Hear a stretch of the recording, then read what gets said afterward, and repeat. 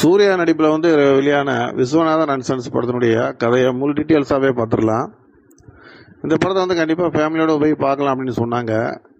ஆனால் அதுலேயும் சின்ன ஒரு கோட்டை விட்டுருக்காங்க.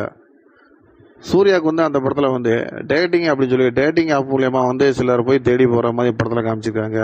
அது எப்படி நம்ம ஃபேமிலியாக போய் அந்த படத்தை பார்க்க முடியும் சொல்லுங்கள்? சரி, படத்தில் என்ன கதை அப்படிங்கிறத நம்ம ஃபுல் டீட்டெயில்ஸாக பார்த்துடலாம். சூர்யாவோட அப்பாவுக்கு வந்து 2 பொண்டாட்டி. அதில் முதல்வனுடைய தாரத்தை தான் மகன் வந்து சூர்யா. அப்பாட்ட வந்து ஒரு ஸ்டேஜில் வந்து கேட்குறாப்புல, அதாவது ஓப்பனிங்லேயே வந்து சூர்யாவை சின்ன குழந்தைய பார்க்கும்போது சூர்யா விளையாடக்கூடிய பொருள் வந்து உடஞ்சி போயிடுது. அப்பாட்ட அப்பா எனக்கு வேற ஒன்று வாங்கி கொடுங்க அப்படின்னு கேட்குறாரு. அதுக்கு சூர்யாவோட அப்பா வந்து ஒரு விளக்கம் சொல்கிறாரு. எப்படி சொல்கிறாருன்னு பார்த்தீங்கன்னா, எப்பயுமே ஒரு பொருள் உடஞ்சிருச்சுன்னா நம்ம அந்த ஆப்ஷனை கீழே போட்டுட்டு வேற ஒரு பொருள் நம்ம தேடக்கூடாது. அதவே நம்ம சரி பண்ணி நம்ம யூஸ் பண்ணி பார்க்கணும். அப்போ தான் நம்ம லைஃபே நல்லாயிருக்கும் அப்படின்ட்டு சூப்பரான ஒரு இன்டோர் கொடுக்குறாரு. நம்மளுக்கே ரொம்ப ஆச்சரியமாக இருந்துச்சு. உண்மையில் இந்த இடத்துல வந்து ஒரு அருமையான விஷயத்த சொல்லியிருக்காப்புல அப்படின்ட்டு. அதே இடத்துல வந்து அதே சூர்யாவோட அப்பா வந்து செகண்டாக ஒரு மேரேஜ் பண்ண முன்னாடி சூர்யா கேட்குறாப்புல, எப்பா என்னப்பா எதனால் வந்து நீங்கள் செகண்ட் மேரேஜ் பண்ணிக்கிட்டீங்க அப்படின்ட்டு. அப்போ அவர் கொடுக்குற விளக்கம், உங்கள் அம்மாட்ட வந்து ஆரம்பத்தில் இருந்த லவ் இப்போ இல்லை, கொஞ்சம் கொஞ்சமாக குறைஞ்சிக்கிட்டே வந்துருச்சு. ஸோ அதனால வந்து நான் வந்து இப்போ வேற ஒரு, அதாவது லவ்வுக்காக வேற ஒருத்தையை நான் கல்யாணம் பண்ணிக்கிட்டேன் அப்படின்ற மாதிரி சொல்கிறாரு. அப்போ சூர்யா கேட்குறாரு, எப்பா அதாவது வந்து லவ் குறைஞ்சிருச்சு அப்படிங்கிறீங்க, நீங்கள் அன்னைக்கு சாதாரணமாக ஒரு துப்பாக்கி ரிப்பேர்லேயே வந்து நீங்கள் அதை சரி பண்ணி யூஸ் பண்ணணும்னு சொன்னவர், அம்மாட்ட லவ் குறைஞ்சிருச்சுன்னா நீங்கள் அங்கேயே வந்து அவங்கள்ட்டே வந்து அதை வந்து நீங்கள் ஓரளவுக்கு வந்து சரி பண்ணியிருக்கலாம்ல, அதை விட்டுவிட்டு வேற ஒரு ஆப்ஷனை நீங்கள் தேடி இருக்கீங்க, இது எப்படி பொருளாகும் அப்படின்றாரு. ஆனால் அதுக்கு அவங்க அப்பா சரியான பதில் சொல்லலை. உனக்கு இப்போ புரியாதரா, இது வேற அது வேற, நாளைக்கு கல்யாணம் பண்ணிட்டு நீ வரும்போது அவனுக்கு அதை பற்றி தெரியும் அப்படின்றாரு. அந்த இடத்துல ஒரு பாயிண்ட் வந்து ரொம்ப மிஸ் ஆயிடுச்சு. சரி, அதை விட்டுருவான். சூர்யா வந்து 42 வயசுலையும் கல்யாணம் பண்ணிக்கிறாமல் இருக்கிறதுக்கு ஒரே ஆப்ஷனு தன்னோட அப்பா செகண்ட் மேரேஜ் பண்ணிக்கிட்டாரு அப்படின்ற ஒரே காரணத்தை அந்த ரீசனை கொண்டு வராங்க. ஆனால் ராதிகா மேலே வந்து சூர்யாவுக்கு வந்து ரொம்ப அளவு கடந்த அன்பு தன்னோட தாய் மேலே. அதை நல்லா காமிச்சிருக்காங்க. அதில் எந்த ஒரு மாற்று கருத்தும் இல்லை. அம்மா விருப்பத்துக்கு மாறாக எதுவுமே பண்ண முடியாது. அம்மா வந்து ஒரு வாரிசு வேணும் அப்படின்னு கேட்குறாங்களே அப்படின்னு சொல்லிட்டு வேறு வழியே இல்லாமல் என்ன பண்ணிடுறான்னு பார்த்தீங்கன்னா, வெளிநாட்டில் வந்து இவரை வந்து அதாவது வந்து வாடகை தாய் மூலயமா தன்னுடைய குழந்தைய நம்ம வளர்க்க முயற்சி பண்ணலான்னு சொல்லிட்டு ரெடி பண்ணுறாரு. அதாவது வந்து இவரோட மச்சான் டாக்டராக இருக்கார், தங்கச்சி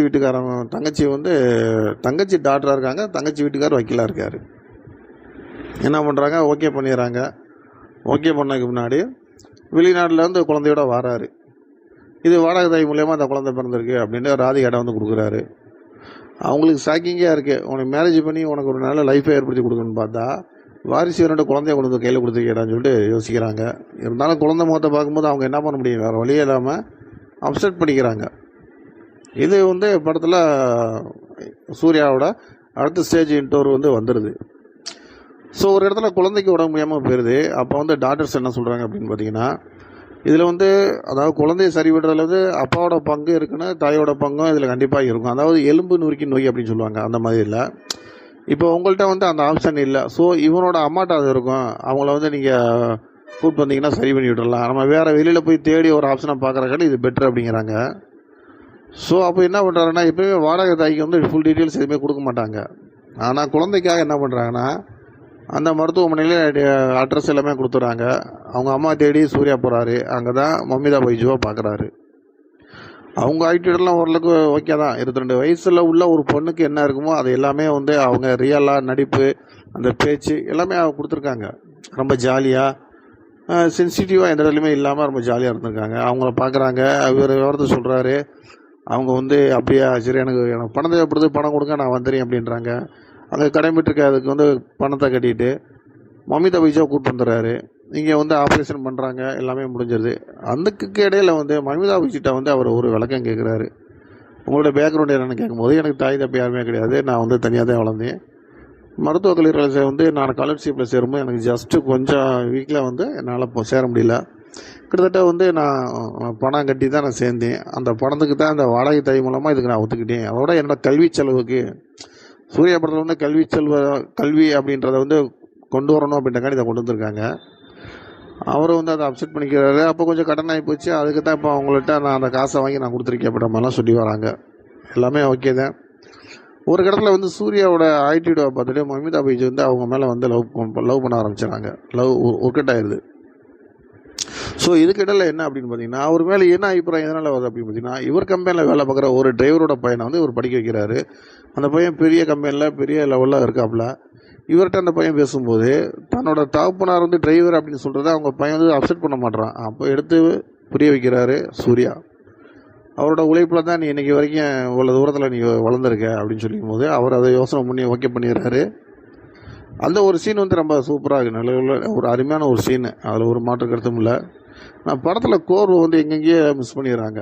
இன்னும் நல்லா கொண்டு போயிருக்கலாம். அதை தான் வந்து நம்ம புலிச்சட்டை மாதிரி ஆரம்பத்திலே சொல்லியிருக்கேன். இந்த படம் வந்து நல்ல படம். திரைக்கதையை கொஞ்சம் தெளிவாக எடுத்துருந்தா அந்த படம் ஒர்க் அவுட் ஆகிருக்க முடியாது. அவர் சொன்னது உண்மை தான். அதில் கொஞ்சம் மிஸ் பண்ணியிருக்காங்க.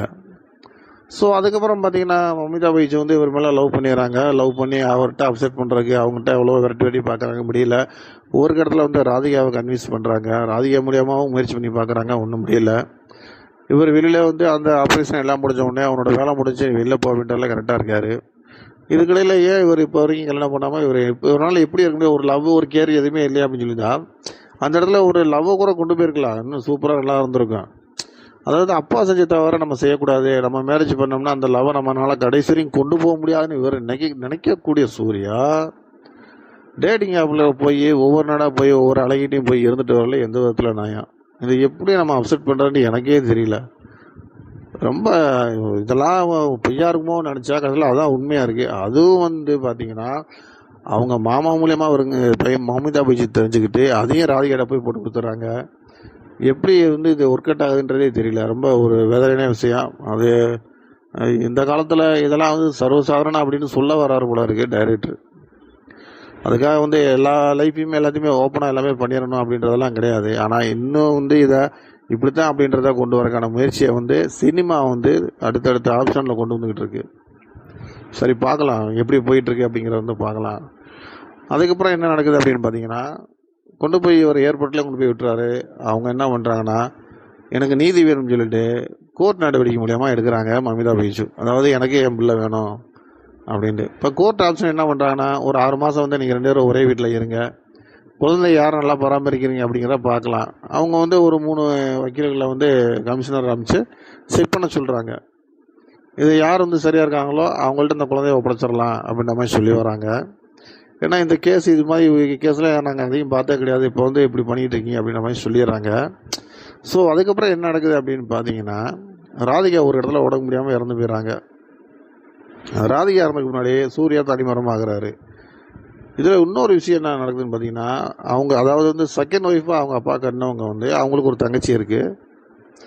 அவங்க வந்து ராதிகாட்ட கொஞ்ச நாள்லேயே வந்து நல்லா பழகி பேசி மிங்கிள் ஆகிறாங்க. அது வேறு விஷயம். ஆனால் சூர்யா மட்டும் மிங்கிள் ஆகலை. என் பிள்ளைக்கு நான் கல்யாணம் வச்சிருக்கேன், நீங்கள் கலந்துக்கிறேன்னு அப்படின்னு ராதிகாட்ட அவங்க வந்து சொல்கிறாங்க.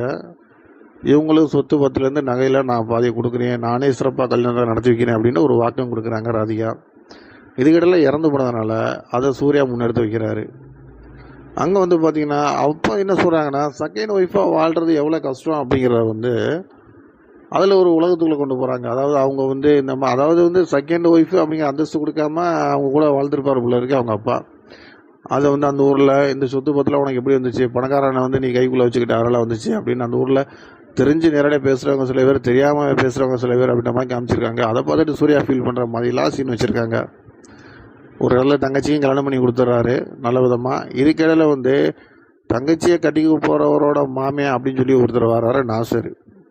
அவரோட கேரக்டர் என்ன அப்படின்னு பார்த்தீங்கன்னா, இதே மாதிரி டேட்டிங் ஆஃபும் அவருக்கும் வச்சுருக்காங்க.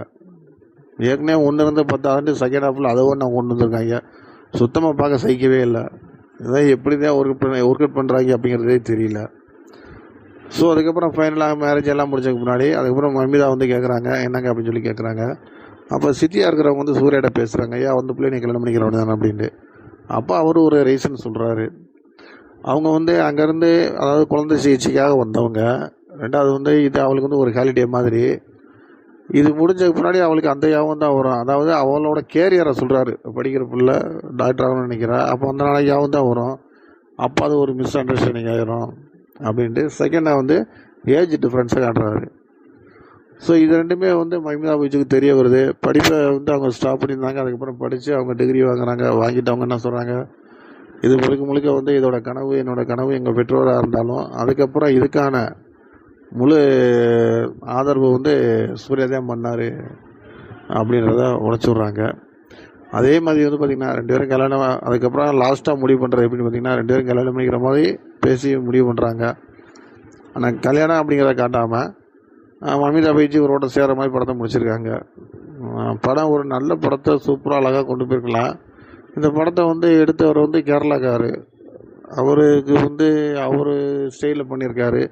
தெலுங்கு, கேரளா, தமிழ் 3மே வந்து இந்த 3 மொழியில் படம் ரிலீஸ் ஆகிருக்கு. இன்றைக்கி இந்த படம் வந்து 27 கோடி வசூலாகிருக்கு.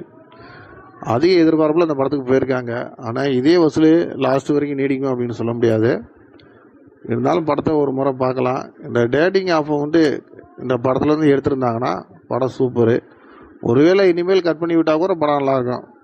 இதை பற்றி நீங்கள் என்ன நினைக்கிறீங்க? படம் பார்த்தவங்க கமெண்ட் பண்ணுங்கள், லைக் பண்ணுங்கள், ஷேர் பண்ணுங்கள், சப்ஸ்கிரைப் பண்ணுங்கள்.